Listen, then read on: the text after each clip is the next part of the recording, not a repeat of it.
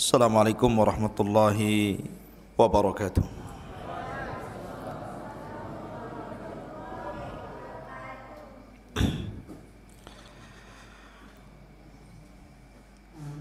Innal hamdalillah nahmaduhu wa nasta'inuhu wa nastaghfiruh wa na'udzu billahi min shururi anfusina wa sayyiati a'malina. Man yahdihillahu fahuwal muhtad wa man yudlil falan tajida lahu waliyyan mursyida.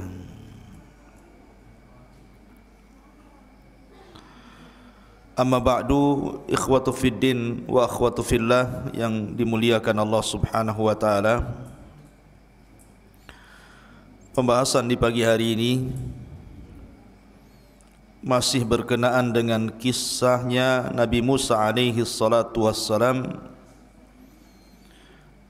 Kalau semalam bicara tentang Qarun, maka di pagi hari ini kita bicara tentang As-Samiri.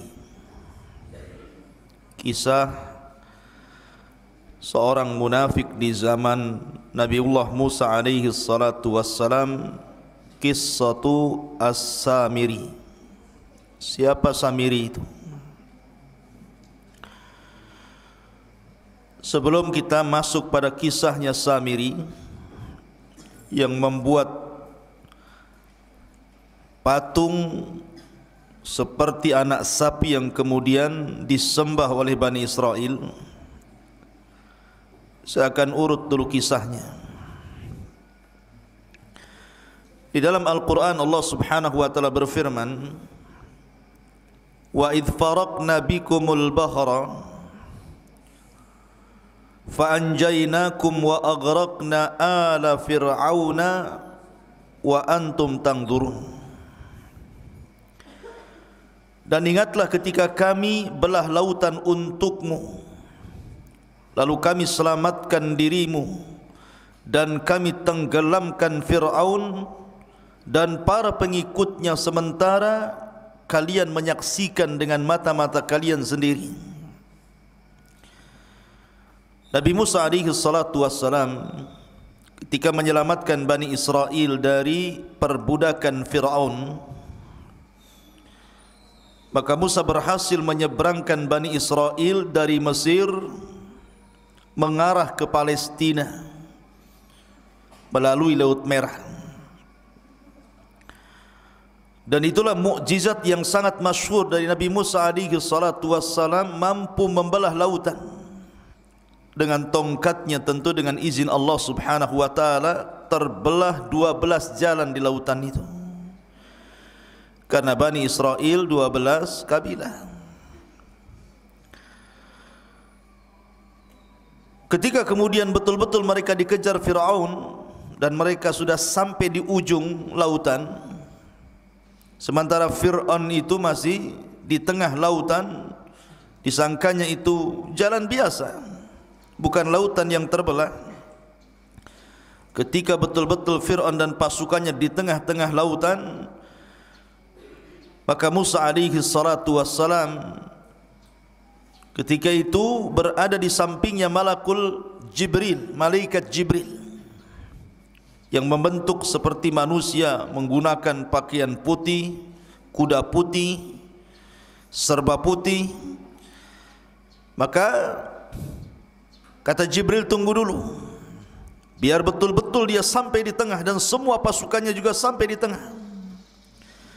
Baru ketika betul-betul ada di tengah, kata Jibril, sekaranglah kau pukulkan tongkatmu itu. Maka Musa memukulkan tongkat, tiba-tiba lautan menyatu, maka Fir'aun pun ditenggelamkan Allah Subhanahu wa ta'ala di Laut Merah ini. Dan Allah abadikan jasadnya. Artinya ditemukan jasadnya. Kemudian jasadnya Fir'aun sampai hari ini menjadi pelajaran, dan kisah itu kisah beneran. Kalau anda ingin atau antum semuanya ingin melihat jasad Fir'aun, datang ke Mesir sana. Sana ada jasadnya Fir'aun. Lah intinya bahwa Bani Israil diselamatkan, ini nikmat Allah Azza wa Jalla, diselamatkan dari kematian. Ma'asyiral muslimin yang dimuliakan Allah Azza wa Jalla, setelah itu berangkatlah Bani Israil dibawa oleh Nabi Musa alaihi salatu wassalam menuju arah Palestina. Di tengah jalan rupanya mereka melewati sebuah perkampungan yang kampungnya itu nyembah berhala, sementara mereka sudah mentauhidkan Allah Azza wa Jalla, menyembah berhala. Tiba-tiba kemudian salah satu dari kaumnya Bani Israil ini mengatakan kepada Musa, "Ya Musa, ij'al lana ilahan kama lahum aliha." Wahai Musa, jadikanlah untuk kami banyak Tuhan lah, masa satu Tuhan saja? Maka Musa heran, sudah diberikan hidayah, menyaksikan ditenggelamkan Fir'aun, menyaksikan mukjizat yang banyak dari Musa, sudah mentauhidkan Allah, mau kufur. Makanya Musa alaihi salatu wassalam mengatakan, "Innakum qaumun tajhalun." Kalian ini kaum yang bodoh, sudah diberikan hidayah tauhid mau sesat pula. Akhirnya Musa pun marah kepada Bani Israil.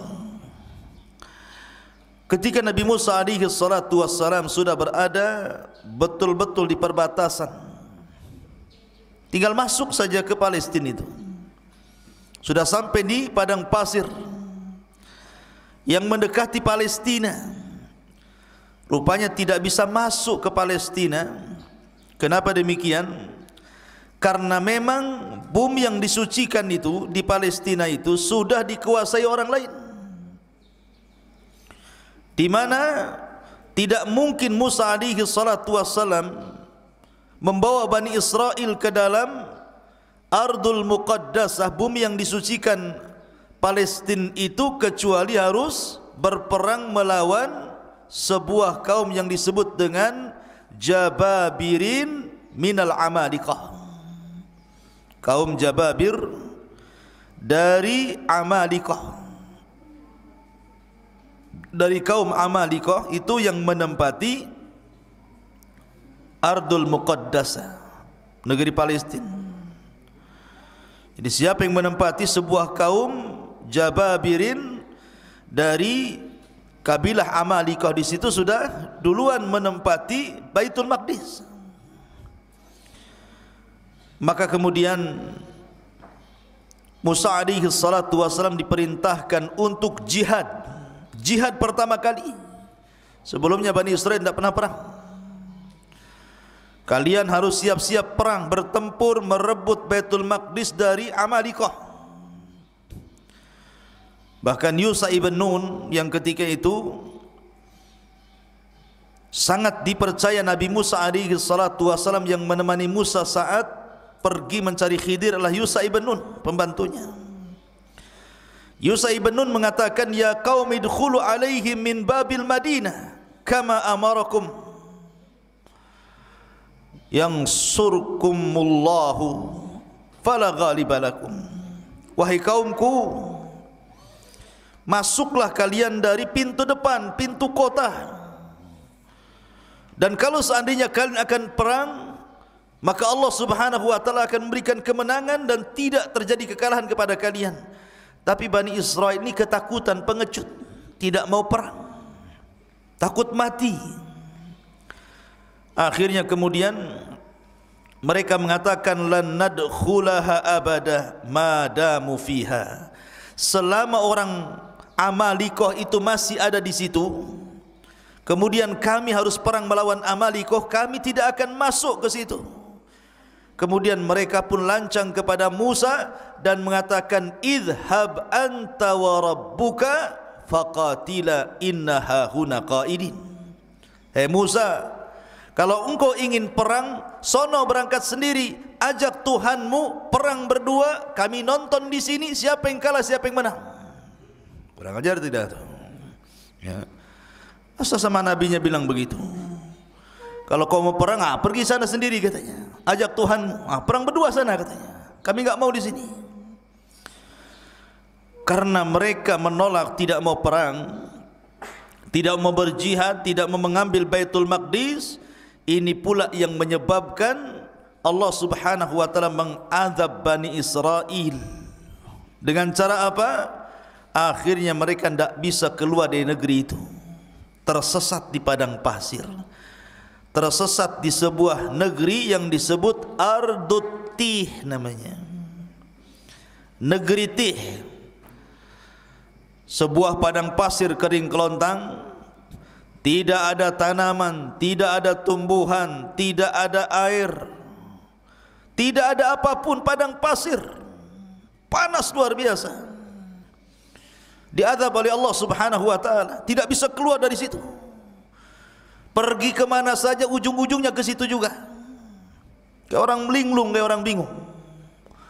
Lebih-lebih kemudian padang pasir itu saya katakan tadi tidak ada tumbuhan, tidak ada tanaman, tidak ada pepohonan, tidak ada burung, tidak ada apapun. Betul-betul kering kelontang, panas terik luar biasa. Mereka tidak bisa keluar dari situ. Tersiksa hidup mereka. Itulah disebut dengan Tih. Berapa puluh tahun mereka diuji oleh Allah. Fa innaha muharramatun alaihim arba'ina sanatan yatihuna fil ardi fala ta'sa 'alal qaumil fasiqin.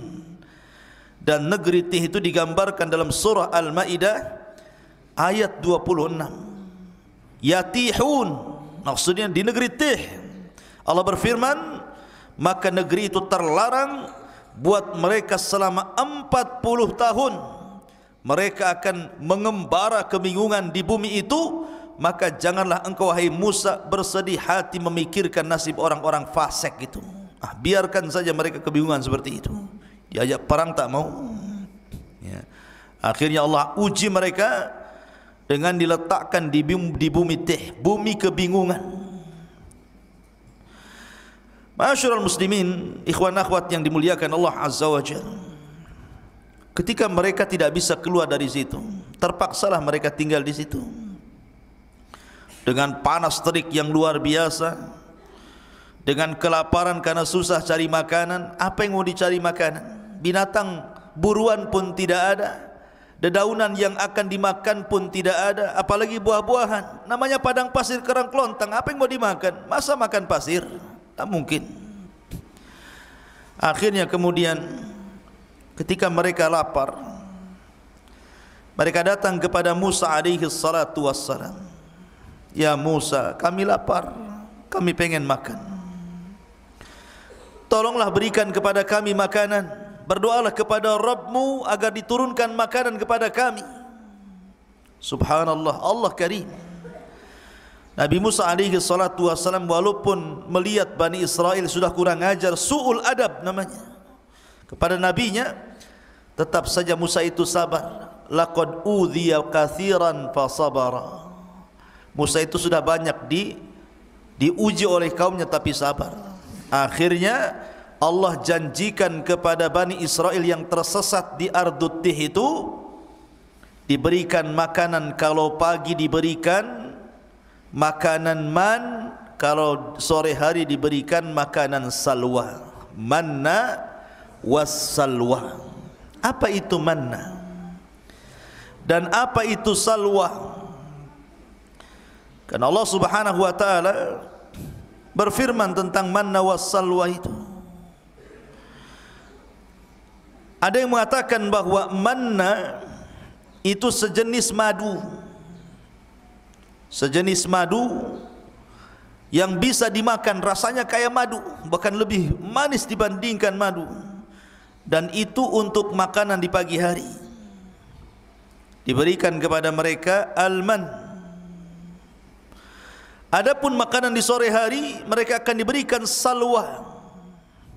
Salwa itu sejenis burung, daging burung. Kemudian diletakkan di tempat yang tinggi, tinggal diambil saja. Subhanallah ikhwan. Makanan pagi dan makanan sore itu, ketika terbit dan ketika tenggelam matahari itu, Allah mudahkan semuanya. Mereka tidak perlu cari lagi, tidak perlu lelah letih, pokoknya mereka pagi hari lapar, tinggal diambil saja, sudah ditentukan tempatnya, nanti tahu-tahu sudah ada saja manna itu tiap pagi. Dan juga burung-burung yang siap santap, tahu-tahu sudah ada saja di sore hari. Subhanallah, ini keajaiban. Tinggal ambil saja. Mau makan pagi sarapan, tinggal cari ambil, sudah ada man di situ. Kalau sudah sore mereka lapar, tinggal makan kemudian salwanya. Ini nikmat mana lagi, ikhwan? Makan enggak perlu nyari lagi, enggak perlu kerja, enggak perlu pontang-panting gitu ya. Enggak perlu menjadikan kepala di bawah, kaki di atas. Ngapain pula kayak gitu ya? Tetapi Bani Israel ini kaum yang degil, ikhwan. Gimana enggak degil? Mereka mengatakan, wa id qultum ya Musa lan nasbiru ala ta'amin wahid fad'u lana rabbaka yukhrij lana mimma tumbitul ardu min baqliha wa qithaiha wa fumiha wa adasiha wa basaliha. Apa kata mereka? Sudah enak dikasih manna wassalwa, tinggal ngambil makan. Itu makanan lezat, makanan diberkahi, enak luar biasa. Mereka mengatakan, hai Musa, kami tidak sabar, tidak tahan dengan satu macam makanan ini aja, asyik salwa manna, salwa manna. Cobalah, kata Bani Israel, mohonkanlah untuk kami kepada Tuhan, wahai Musa, agar dia mengeluarkan bagi kami dari bumi ini tumbuh-tumbuhan, yaitu sayur-sayuran, ketimun, bawang putih, kacang adas, bawang merah.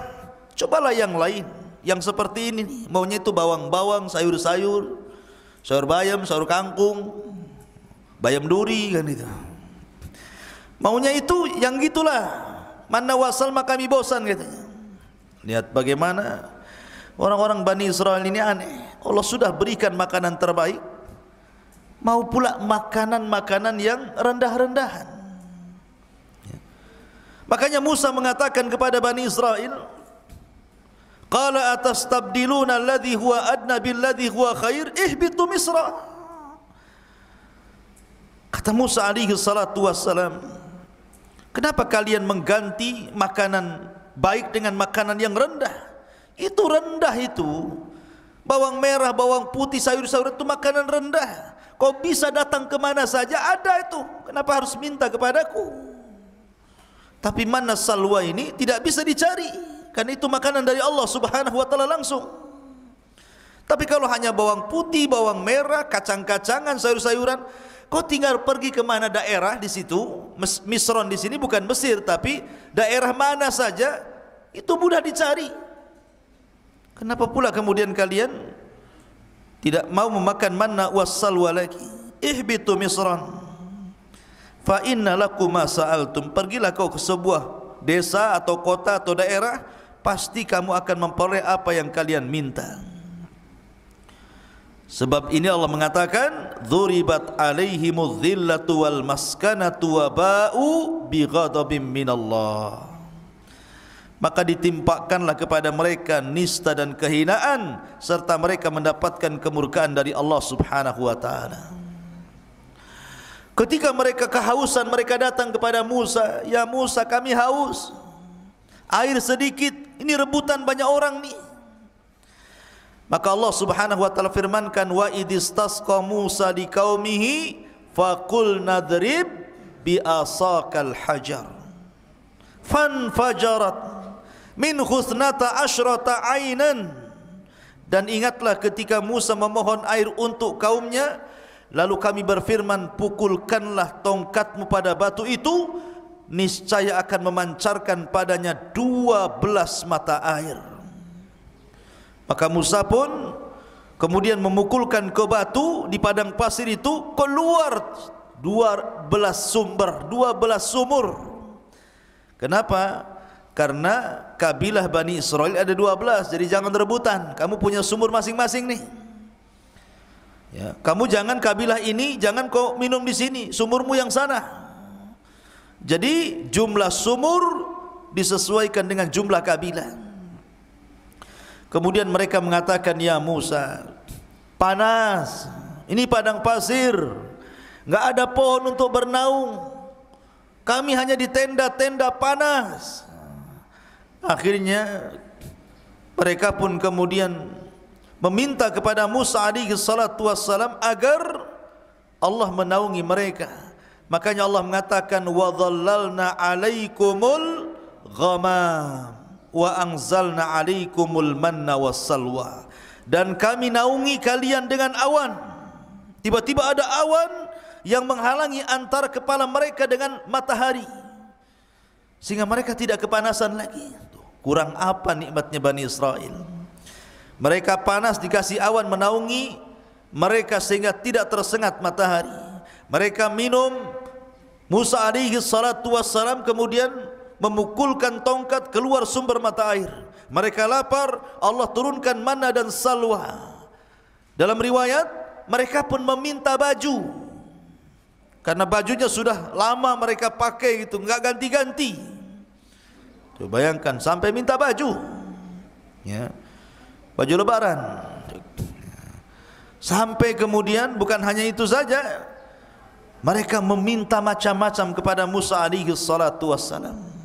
Tapi Musa itu memang nabi yang sabar untuk mengobati Bani Israel.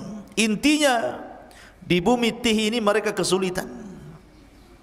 Lah setelah segala nikmat yang Allah anugerahkan di bumi Tih ini, dari silah Musa karena lama, itu kan ujian bagi mereka selama 40 tahun. Musa tidak mungkin membiarkan mereka seperti itu. Musa harus membuat undang-undang, yang mana undang-undang ini bisa menertibkan kehidupan mereka. Maka Musa pun meminta kepada Allah untuk diturunkan undang-undang kepada mereka. Maka Allah janji untuk menurunkan Taurat kepada Musa asal Musa berangkat ke bukit yang disucikan Allah Azza wa Jalla, Bukit Tur, Bukit Saina. Akhirnya Musa alaihi salatu wassalam diperintahkan Allah untuk berangkat selama 30 hari, meninggalkan Bani Israel untuk mendapatkan mandat Taurat. Ketika itu Bani Israel diserahkan kepada adiknya Harun. Berangkat Nabi Musa selama 30 hari. Ma'asyiral muslimin, ikhwan akhwat yang dimuliakan Allah Subhanahu wa taala. Maka selama 30 hari itu Nabi Musa berpuasa. Ada yang mengatakan 30 hari berpuasa itu bertepatan dengan bulan Dzulqa'dah. 1 bulan, bulan Dzulqa'dah, Nabi Musa berpuasa. Ketika sampai di bukit Tur, Bukit Saina, maka Musa pun beriktikaf di bukit itu selama 30 hari 30 malam, berpuasa terus, tidak membatalkan puasanya, karena tahu akan berjumpa dengan Allah. Ketika sampai di tanggal 30, sebagaimana ditetapkan oleh Allah Subhanahu wa taala, tiba-tiba Nabi Musa membatalkan pula puasanya. Bukan tidak ada alasan, karena alasan Nabi Musa kenapa membatalkan puasa di hari ke-30, karena takut kalau seandainya dia bicara dengan Allah mulutnya bau. Karena orang puasa itu kan mulutnya tidak sedap. Tiba-tiba ketika dia hendak membatalkan puasanya karena sebab itu, maka Allah Subhanahu wa taala melarang dan mengatakan, wahai Musa, jangan kau batalkan puasamu, fa inna luhufa fammis shaim atyab indallah min rihil miski. Karena bau mulutnya orang yang berpuasa itu lebih harum di hadapan Allah dibandingkan minyak kasturi. Di hadapan Allah, jangan di hadapan kawan antum, baulah. Di hadapan Allah, ya, kalau di hadapan makhluk tergantung sahur antum. Sahur jengkol bau jengkol, sahur pete bau pete, ya. Takkan sahur jengkol bau kasturi, ya. Maksudnya di hadapan Allah lebih harum dibandingkan minyak kasturi. Akhirnya Musa pun diperintahkan Allah Azza wa Jal untuk menambah lagi 10 hari. Untuk menambah 10 hari. Maka genap Musa di Bukit Tur Sina itu berapa hari? 40 malam 40 hari. 40 malam 40 hari Nabi Musa alaihi salatu wassalam berada di Bukit Tur untuk mendapatkan mandat Taurat.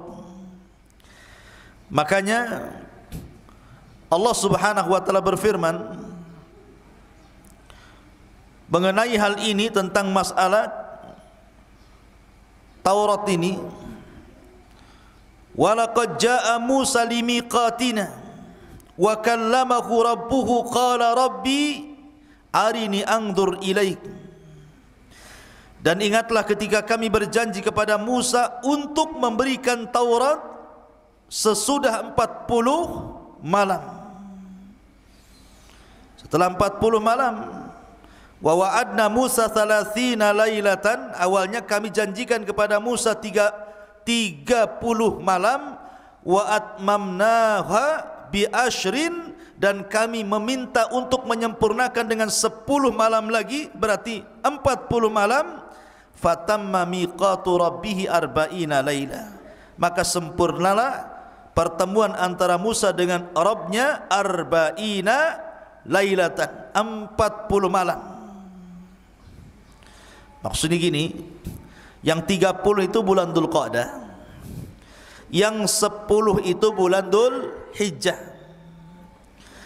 Berarti di malam ke-40 bertepatan dengan Idul Adha. Karena yang 30 hari bulan Dzulqa'dah, yang 10 hari 10 awal bulan Dzulhijjah. Berarti hari ke-40-nya ketika Taurat turun itu di Idul Adha. Idul Adha, tanggal 10 Dzulhijjah. Dan di sini pula Allah menyempurnakan Islam dengan menurunkan surat Al-Maidah, Al-yawma akmaltu lakum dinakum wa atmamtu alaikum ni'mati wa raditu lakumul Islam madinah. Pada hari ini kusempurnakan agamaku Islam, kusempurnakan nikmatku Islam, dan kuridhai Islam sebagai agama kalian. Maka setelah mendapatkan Taurat, tiba-tiba Musa alaihi salatu wassalam berkeinginan untuk ingin menatap Rabbnya, ingin melihat Rabbnya kayak apa yang selama ini selalu bicara di balik tabir, dan tabirnya Allah adalah cahaya. Pengen tahu kayak apa bentuknya, kayak apa wajahnya. Akhirnya Musa mengatakan, Rabbi arini anzur ilaik, ya Rabb, bisakah kau tampakkan dirimu kepadaku biar aku bisa melihatnya. Maka Allah Subhanahu wa taala mengatakan, lan tarani walakin dur ilal jabal fa in istaqarra makanah fasawfa tarani. Falamma tajalla rabbuhu lil jabali ja'alahu dakka wa kana Musa sa'iqa wa kharra Musa sa'iqa falamma afaqa qala subhanak tubtu ilaika wa ana awwalul mu'minin. Kata Allah Subhanahu wa taala, ya Musa, engkau enggak mampu melihatku. Bukan aku tidak bisa dilihat, matamu yang enggak sanggup melihatku, kata Allah. Akan tetapi kalau kau enggak yakin, lihatlah bukit yang penuh dengan batu itu, Bukit Tur Sina ini. Kalau aku menampakkan diriku kepada bukit itu dan bukit tidak bergerak dari tempatnya, kau akan melihatku. Tapi kalau sebaliknya, bukit itu hancur karena melihatku, maka selamanya kau tidak bisa melihatku. Falamma tajalla rabbuhu, ketika Rabbnya menampakkan diri lil jabali, kepada gunung, apa yang terjadi? Ja'alahu dzakka, tiba-tiba gunung gempa, hancur, lebur, berantakan. Wa kharra Musa sa'iqa, Musa terpental kemudian pingsan. Tiba-tiba Musa mengatakan, tubtu ilaika, aku tobat kepadamu ya Rabb. Falamma afaq, ketika dia sadar dari pingsannya, tubtu ilaik, aku tobat kepadamu ya Rabb. Wa ana awwalul mu'minin, aku beriman, tidak perlu kau tampakkan zatmu kepadaku, katanya. Lihat, dari sini menunjukkan bahwa Tuhan kita Allah tidak akan pernah terlihat di dunia. Kalau ada orang mimpi ketemu Allah, dustakan kemimpiannya. Oh, semalam saya bermimpi. Ya, ada apa? Ketemu Allah, dusta kau. Itu aja. Karena dulu ada di Batam ini, orang ngaku-ngaku bisa melihat Allah di air yang dalam baskom. Jadi ada ajaran sesat di Batam dulu. Kalau anda ingin melihat Allah, bayar 500.000. Masuk ke kamar, di situ ada baskom diisi air, entah komat kamit waswesnya apa gitu kan. Kemudian suruh dilihat, kau lihat situ. Nanti kau akan melihat Allah di situ katanya. Ya, sampai anjing mencret pun nengok gitu, mana bisa? Nggak mungkin dilihat Allah itu. Ya. Nengok aja air, nggak mungkin ada Allah. Allah tidak bisa dilihat. Jangan lagi kita. Nabi Musa alaihi salatu wassalam saja minta ditampakkan, Allah tidak sanggup. Gunung saja bisa hancur. Kalau seandainya Allah tampak dalam genangan itu, bisa hancur wajah kalian kan itu. Terbakar. Kalau sampai tabir Allah buka dari zatnya, terbakar syubuhatul ar, satu bumi bisa terbakar, ikhwan. Bagaimana pula kemudian sok-sokan bisa melihat Allah? Penipu. Ya. Ma'asyiral muslimin yang dimuliakan Allah Azza wa Jalla. Lah akhirnya kemudian Musa pun sebelum pulang diberitahu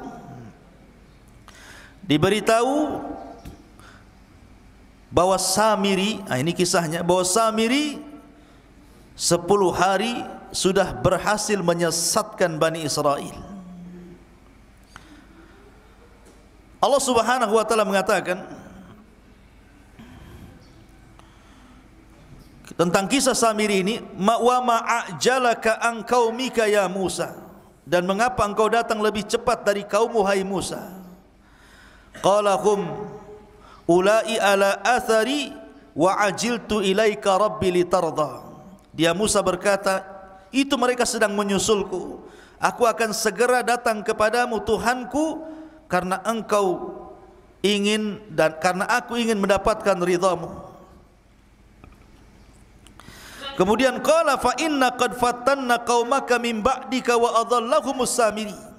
Dan Allah berfirman, sungguh kami telah menguji kaummu wahai Musa setelah engkau tinggalkan selama 40 malam, dan mereka telah tersesatkan oleh Samiri.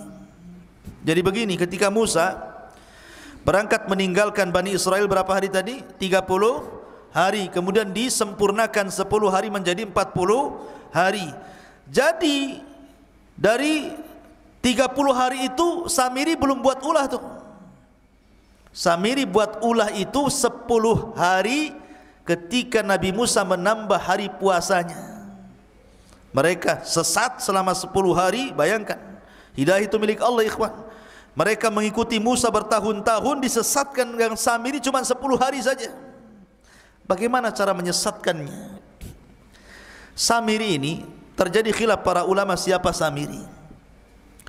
Ada yang mengatakan Samiri ini salah satu dari Bani Israel. Ada yang mengatakan Samiri itu artinya dia bukan dari Bani Israel, dia kaum Kibti, kaumnya Fir'aun, tapi mengikuti ajaran Musa. Pura-pura munafik, mengikuti ajaran Musa, kemudian ikut di belakang Nabi Musa. Lah ketika Musa menyeberangi lautan, ini Bani Israel ini, mereka berat membawa emas-emas orang-orangnya Fir'aun. Jadi ada sebagian emas-emas itu diambil dari tetangga-tetangga mereka waktu di Mesir. Ada yang pinjam uang mereka kan berupa dinar, emas gitu ya.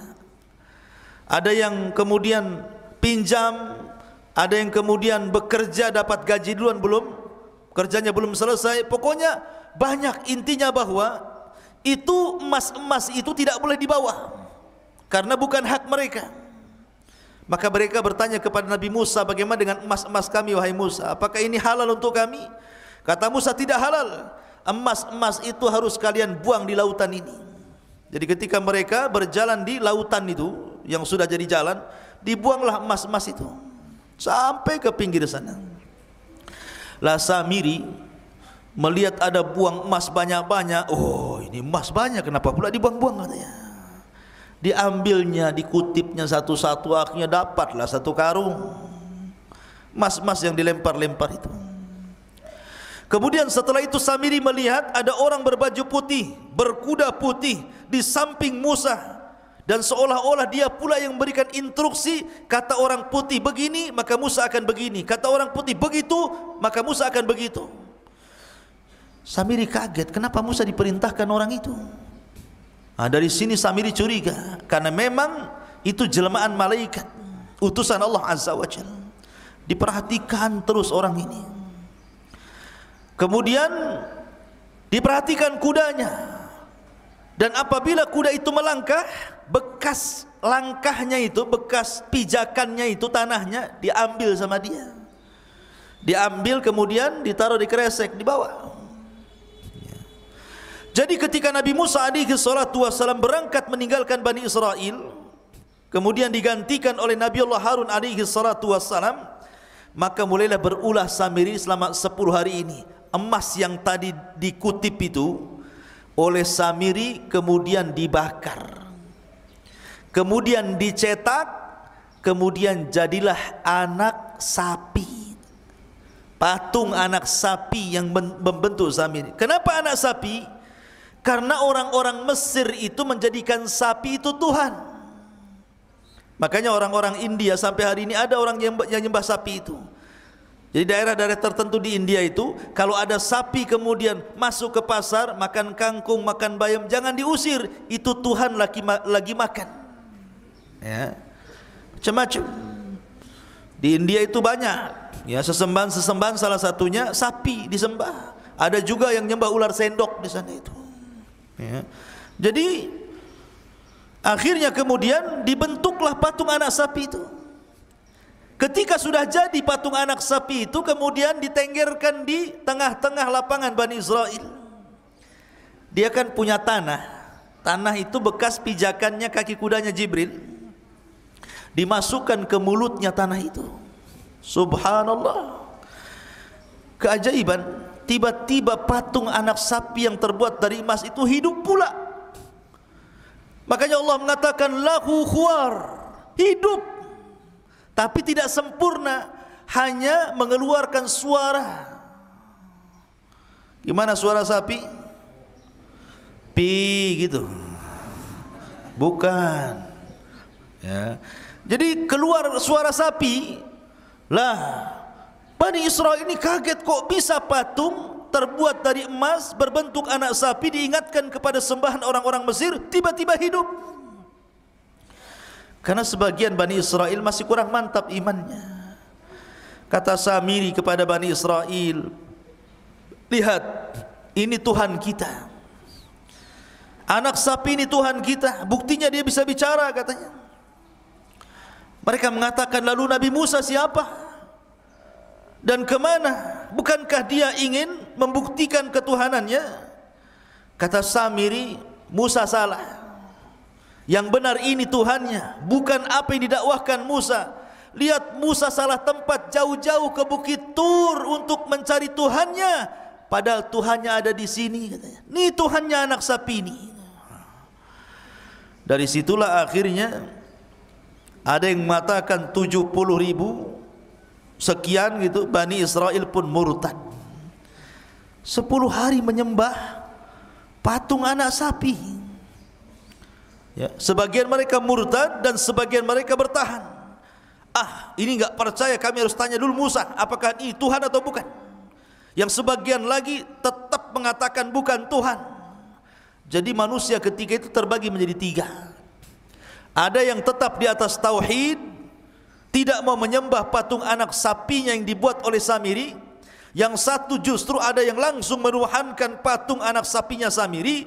Kemudian yang ketiga masih nunggu, masih ragu-ragu. Ah, tunggu, tanya dulu, nunggu Musa datanglah. Kalau memang kata Musa ini Tuhan kami sembah, kalau enggak. Akhirnya kemudian Musa sudah diberitahu sama Allah, bahwa kaumnya sudah disesatkan Samiri. Udah marah, pengen balik saja Musa itu. Masalahnya Musa tidak mau menyalahkan Bani Israel, tapi mau menyalahkan abangnya Harun. Ngapain saja Harun itu? Masa baru ditinggal 40 hari sudah murtad? Akhirnya pertama kali dia marah kepada Harun. Datanglah Musa dari safarnya membawa papan Taurat. Faraja'a Musa ila qaumihi ghadbanan asifan. Qala ya qaumi alam ya'idukum rabbukum wa'dan hasanan. Afa atala 'alaikul ahdu am aradtum an yahilla 'alaikum ghadab min rabbikum fakhlaftum maw'idi. Musa pun mengatakan, kemudian Musa kembali kepada kaumnya dengan marah, bersedih hati. Musa berkata, wahai kaumku, bukankah Tuhanmu telah menjanjikan kepadamu sebuah janji yang baik? Apakah terlalu lama masa perjanjian itu bagi kalian? Atau kalian hendak agar kemurkaan Tuhan menimpa kalian? Mengapa kalian melanggar perjanjian denganku?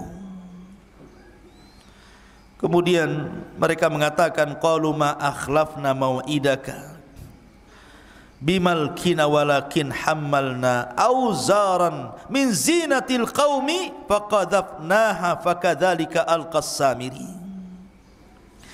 Mereka mengatakan, kami tidak melanggar perjanjian wahai Musa dengan kemauan kami sendiri, tetapi kami harus membawa beban berat dari perhiasan kaum Firaun. Kemudian kami lemparkan ke dalam api itu, dan demikian pula Samiri melemparkannya. Maka datanglah Musa kepada siapa? Kepada Harun. Ketika sampai saja depan Harun, langsung dijambak janggutnya, ditari kepalanya. Gini nih, gitu betul kan? Jadi dijambak rambutnya, ditari janggutnya, begitu. Musa itu Harun abangnya, kakaknya. Saking marahnya, pegang kepala, pegang jenggot, ditarik ke depan. Apa katanya Musa alaihi salatu wassalam kepada Harun? Mereka mengatakan, kenapa kau sesatkan Bani Israel, kata Musa. Maka Harun ini kan orangnya lembut, beda dengan Musa. Makanya Bani Israel tidak takut dengan Harun, hanya takut dengan Musa. Makanya Harun mengatakan, yabna la ta'khud bi lihyati wala bi ra'si inni khashitu an taqula farraqtu baina Bani Israil wa lam tarkub qawli. Harun mengatakan, wahai putra ibuku, maksudnya Musa, janganlah engkau pegang janggutku, jangan pula kau pegang kepalaku, lepaskan. Aku sungguh khawatir engkau akan berkata kepadaku, engkau telah memecah belah Bani Israel dan engkau tidak memelihara amanahku. Artinya aku sudah berusaha menarik mereka ke dalam tauhid, tapi mereka ngeyel, degil. Macam mana harus aku lakukan? Mereka hanya takut kepadamu dan tidak takut kepadaku. Akhirnya ketika datang Samiri, Samiri pula menyesatkannya. Maka akhirnya dilepaslah Harun, kemudian mencari Samiri. Datangkan Samiri kepadaku. Maka datanglah Samiri, dihadapkan kepada Musa. Marah Musa. Kata Musa, qala fama khatbuka ya Samiri. Hei Samiri, apa yang mendorongmu melakukan seperti itu? Kenapa kau sesatkan Bani Israel? Kata Samiri, qala basartu bima lam yabsuru bi faqabadtu qabdatan min atharir rasul fanabattuha wa kadzalika sawwalat nafsi. Dengan entengnya Samiri mengatakan, aku mengetahui sesuatu yang tidak mereka ketahui, hai Musa, dan aku ambil segenggam tanah dari jejak Rasul, maksudnya Jibril, kakinya kudanya Jibril, lalu aku melemparkannya ke dalam api yang di situ sedang dicetak anak sapi Samiri.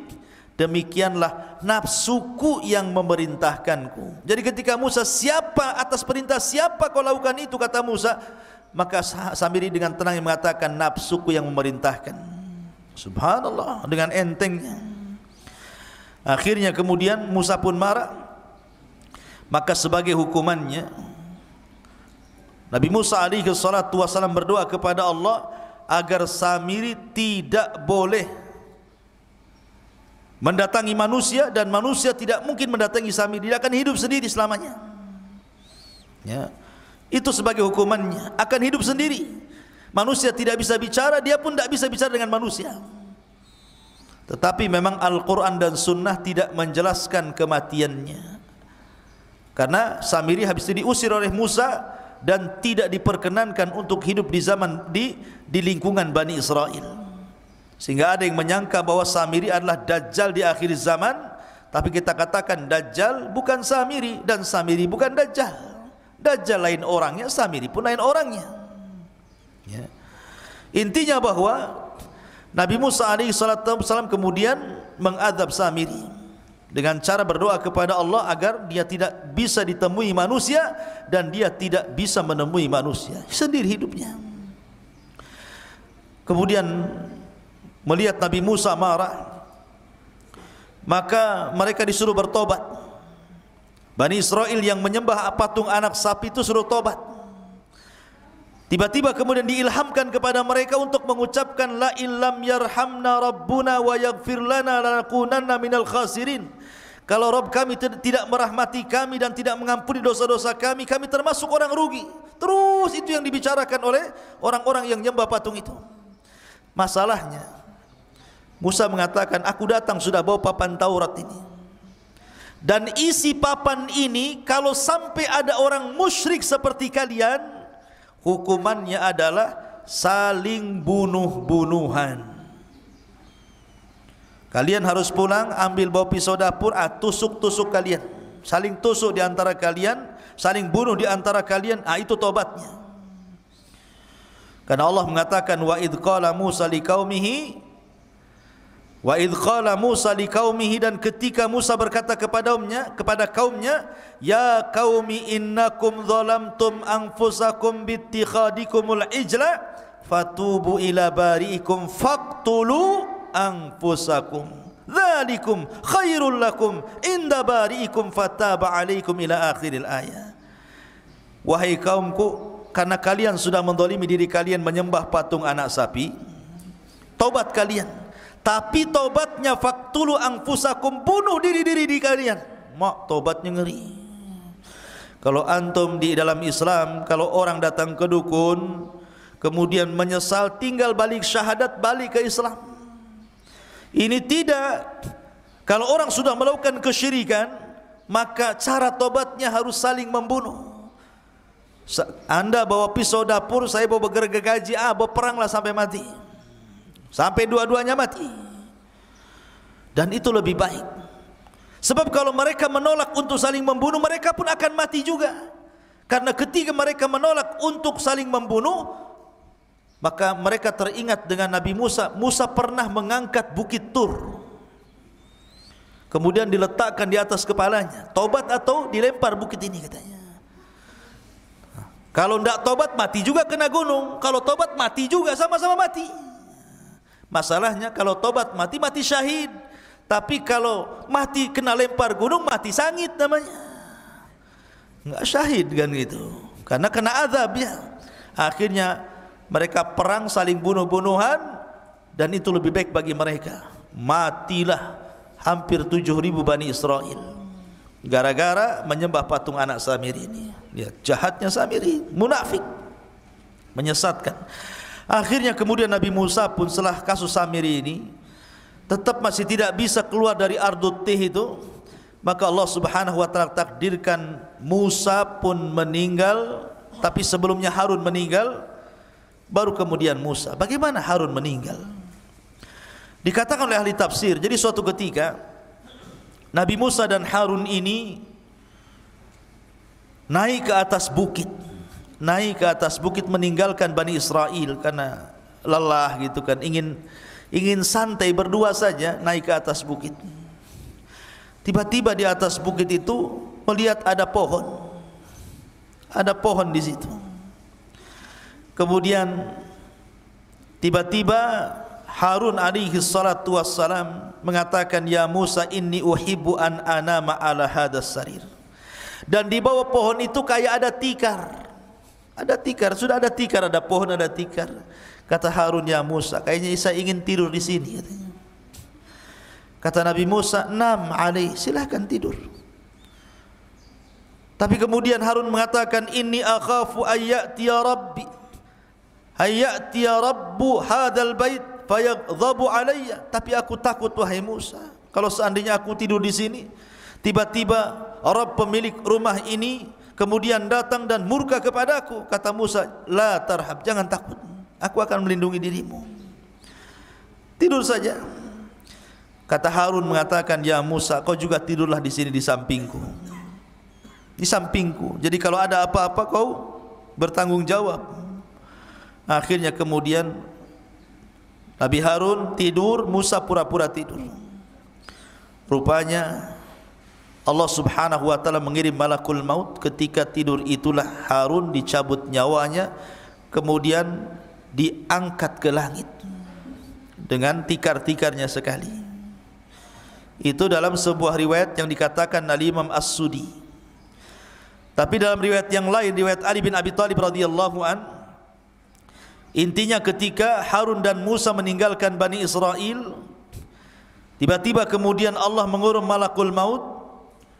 Kemudian malakul maut ini mencabut nyawa Harun. Kemudian akhirnya malaikat ini membawa jasadnya, kemudian menguburkannya entah di mana, tidak ada yang tahu. Musa pun sedih, kemudian kembali menemui Bani Israel. Harusnya saat kesedihan ini dihibur, malah dituduh pula dia yang membunuh Nabi Harun. Ya bayangkan, Bani Israel marah kepada Musa, "Kau bunuh Harun," dia katanya. Karena Harun itu Nabi yang dicintai Bani Israel, orangnya lembut, maka dicintai, disukai Bani Israel. Kalau Musa itu orangnya keras, ditakuti Bani Israel. Jadi ketika berdua jalan ke bukit, kok pulang sendirian, tiba-tiba Harun tidak ada. Akhirnya mereka marah kepada Musa, "Aqaltalta Haruna ya Musa, kenapa kau bunuh Harun wahai Musa?" Kata Musa, "Saya tidak bunuh Harun, dia meninggal." Akhirnya Musa pun berdoa kepada Allah agar dibuktikan jasadnya bahwa dia tidak membunuhnya. Akhirnya kemudian jasadnya diperlihatkan kepada Bani Israel. Baru Bani Israel yakin bahwa Musa tidak membunuh Harun. Memang sudah ajalnya. Dan setelah kemudian Harun meninggal dunia, giliran Musa. Tapi kisah meninggalnya Nabi Musa ini unik masalahnya. Disebutkan dalam hadis Abu Hurairah radhiyallahu an, Rasul yang mengatakan, "Ja'a malakul maut," datang malaikat maut, "ila Musa ibn Imran," menuju Musa ibn Imran. Faqala lahu, dan dia pun berkata kepadanya, "Aku utusan Rabbmu, dan engkau sudah saatnya harus meninggal wahai Musa." Marah Musa kepada malakul maut. Falattama Musa alaihi salatu wassalam aina malakil mauti fafaqaha. Tiba-tiba Musa menampar wajah malaikat maut, keluar kedua matanya. Coba malaikat maut ditampar sama Musa sampai keluar kedua matanya. Dia bilang, "Kau mau nyambut nyawaku ya?" Tampar akhirnya. Dia tidak tahu kalau itu betul-betul malakul maut, utusan Allah masalahnya. Hadis ini sahih.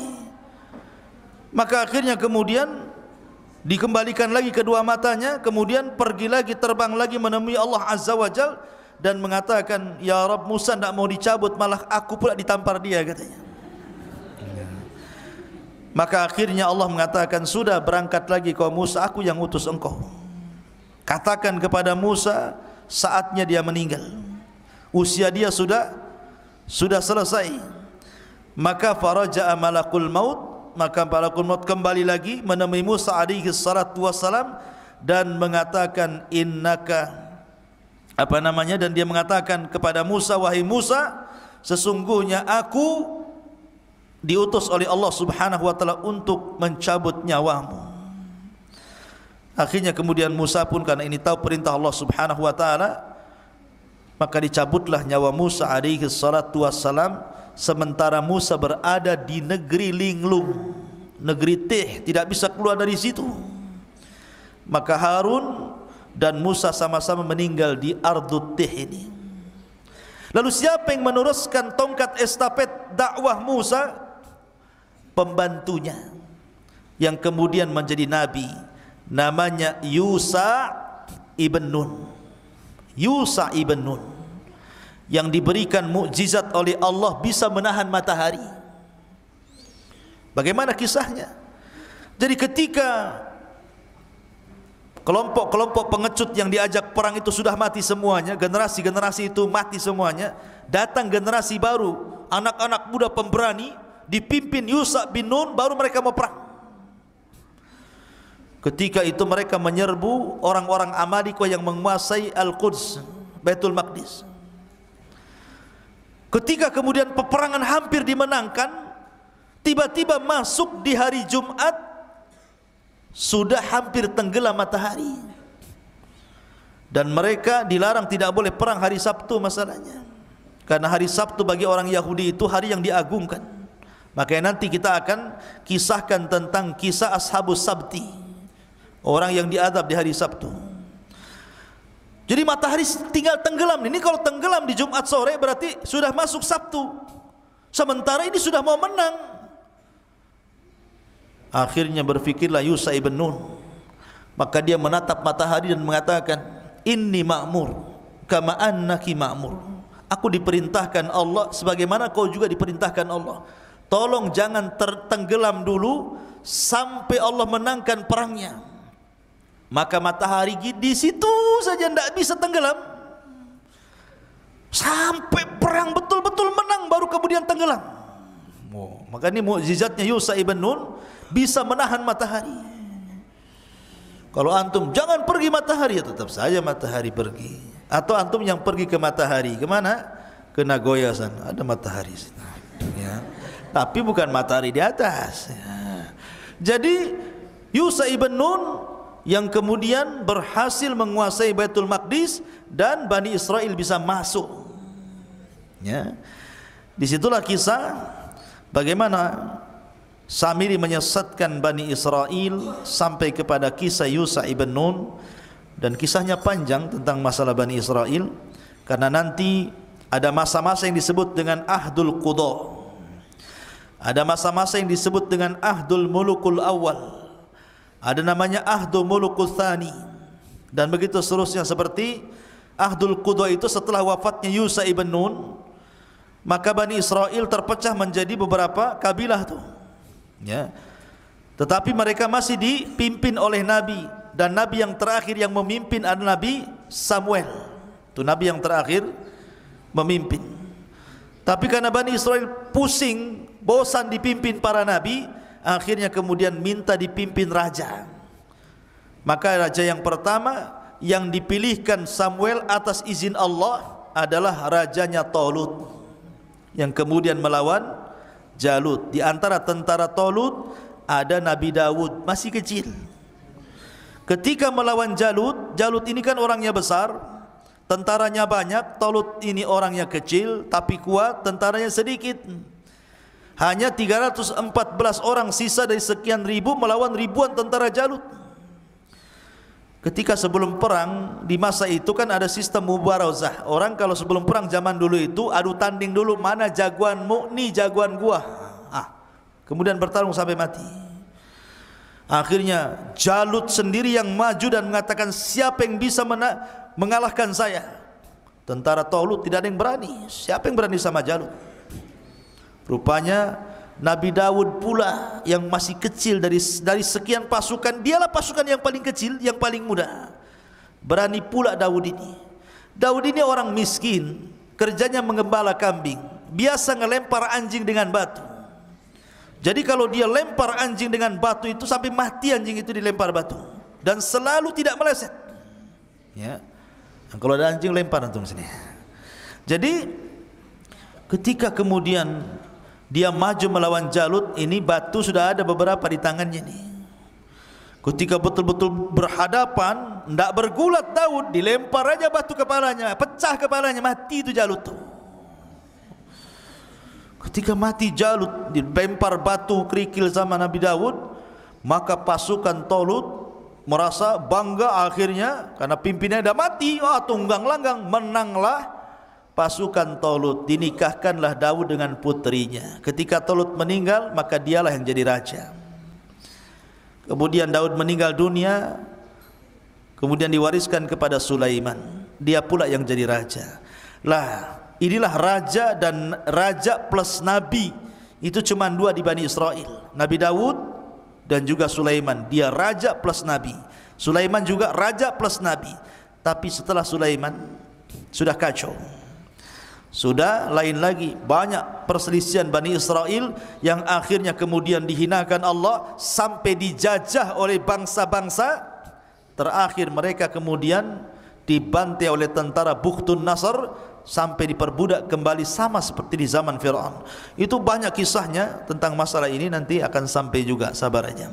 Taib, ini diantara kisah tentang Samiri.